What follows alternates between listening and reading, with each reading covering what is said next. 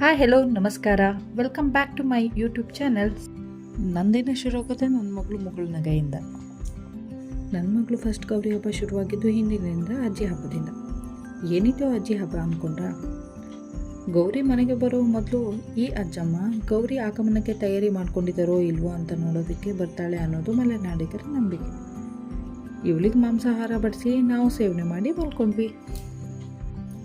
ಬಂದೇ ಬಿಡ್ತು ನೋಡಿ ಗೌರಮ್ಮನ ಥರ ದಿನ. ನಾನು ಮಿಂಚು ರೆಡಿಯಾಗಿ ಅವಳ ಜೊತೆ ಆಟ ಆಡ್ಕೊಂಡಿದ್ದೆ.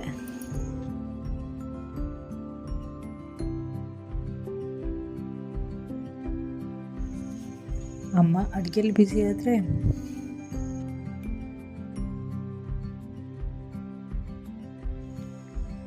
ನಮ್ಮ ಅಕ್ಕ ಮತ್ತು ಅಪ್ಪ ಗೌರಮ್ಮನ ಥರಕ್ಕೆ ತಯಾರು ಮಾಡ್ಕೊಂಡಿದ್ದು.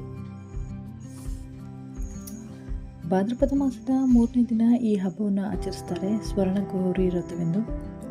ಈ ದಿನದಂದು ಗೌರಮ್ಮ ತನ್ನ ತವರಿಗೆ ಬರ್ತಾಳೆ ಅನ್ನೋದು ವಾಡಿಕೆ.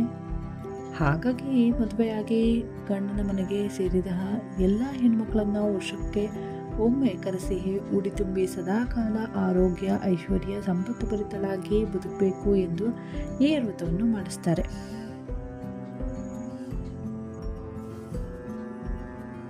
ಫೈನಲಿ ಎಲ್ಲ ರೆಡಿ ಮಾಡಿ ಗೌರಮ್ಮನ ತರಕ್ಕೆ ಹೊರಟ್ವಿ.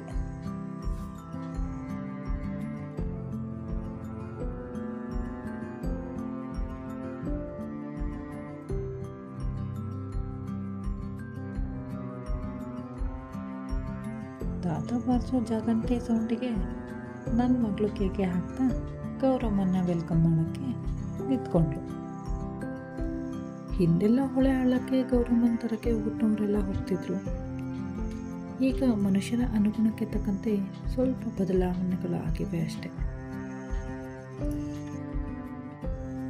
ಕಳ್ಸಕ್ಕೆ ನೀರು ತುಂಬಿಸಿ 3 ಬಾರಿ ಕಲ್ಲು ಮಣ್ಣು ಮಗ್ದು ಕಳ್ಸಕ್ಕೆ ಸೇರಿಸಿ ಗೌರಮ್ಮನ ತರೋದು ಮಲೆನಾಡಿಗರ ಪದ್ಧತಿ.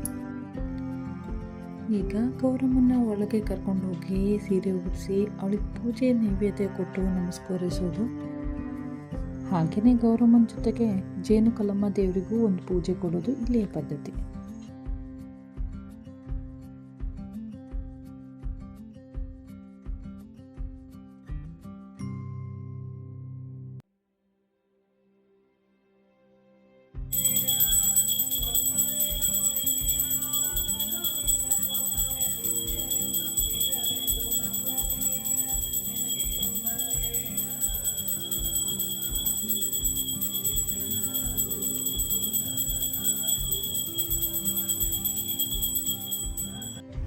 ಎಲ್ಲರೂ ಪೂಜೆಯನ್ನು ಮುಗಿಸಿ ಒಪ್ಪತ್ತನ್ನು ಮುರಿದು ಊಟ ಮಾಡಿ ನಮ್ಮನೆ ಪುಟ್ಟು ಗೌರಿ ಮಿಂಚು ಜೊತೆಗೆ ಎಲ್ಲರೂ ಫೋಟೋ ತಕ್ಕೊಂಡು ಆ ದಿನನ ಎಂಡ್ ಮಾಡಿದ್ವಿ.